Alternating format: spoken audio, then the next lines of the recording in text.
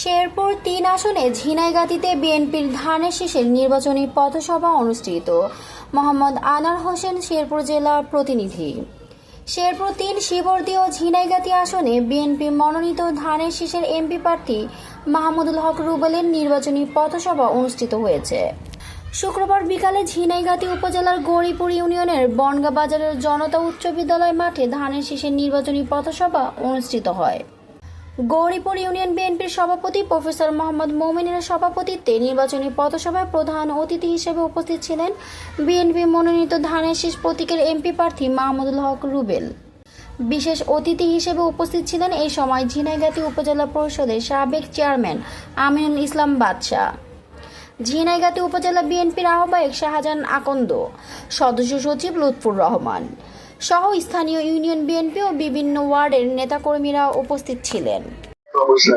নির্বাচনের আগে যে প্রতিশ্রুতিগুলি দিছিল, প্রত্যেকটা প্রতিশ্রুতি দেখেন, উনি শপথ করার পরে, উনি সরকার গঠন করার পরে প্রত্যেকটা প্রতিশ্রুতি এক এক দিন এক একটা উদ্বোধন করতেছে, এক এক দিন এক একটা ওনার প্রতিশ্রুতি, ওনার ওয়াদা উনি পূরণ করতেছে। ঠিক না? উনি প্রতিশ্রুতি দিয়েছিলেন, ভাইয়ের আমার, মেয়েদের জন্য ফ্যামিলি কার্ড। আমরা জামাতের অনেক নেতার বক্তব্য শুনছি, অনেক উপহাস শুনছি, কটূক্তি শুনছি যে এগুলি নাকি ভোটের কৌশল। সম্মানিত এলাকাবাসী, আজকে তার মিথ্যা প্রমাণ হয়েছে। ইতিমধ্যেই যে এলাকাগুলোতে নির্বাচন হয়ে গেছে, সেই এলাকাগুলোতে তালিকার কাজ শেষ। অনেক এলাকাতে এই ফ্যামিলি কার্ড আমাদের মা বোনেরা ইতিমধ্যে পায়ও গেছে, প্রথম মাসে ভাতাও পাইছে। ঢাকা 17 আসনে খোঁজ দিয়ে দেখবেন, এই যে দেখেন আমাদের মাননীয় প্রধানমন্ত্রী তারেক রহমান ফ্যামিলি কার্ডটা দিতেছে। এই কার্ড এমন একটা কার্ড, সারা বাংলাদেশে আমাদের এই মহিলাদের মধ্যে ব্যাপক সাড়া জাগাইছে। ঠিক না? এই ফ্যামিলি কার্ডের মাধ্যমে একটা পরিবারের একজন মহিলা 2500 করে টাকা পাবো সরকারের কাছ থেকে। এই বাংলাদেশে এই গরিব দেশে, এই গ্রামে গঞ্জে একটা পরিবারের একটা মহিলার 2500 টাকা, এটা অনেক বড় বিষয়। অনেক মহিলা আছে, অনেক মায়েরা আছে, ওষুধ কেনার টাকা নাই, ছেলে মেয়েদের পড়াশোনার টাকা নাই, খাওয়ার টাকা নাই, দিন চলে না, বৃদ্ধ মাকে সন্তানরা দেখে না। এই মায়ের জন্য 2500 টাকা, এটা বিরাট বড় আশীর্বাদ।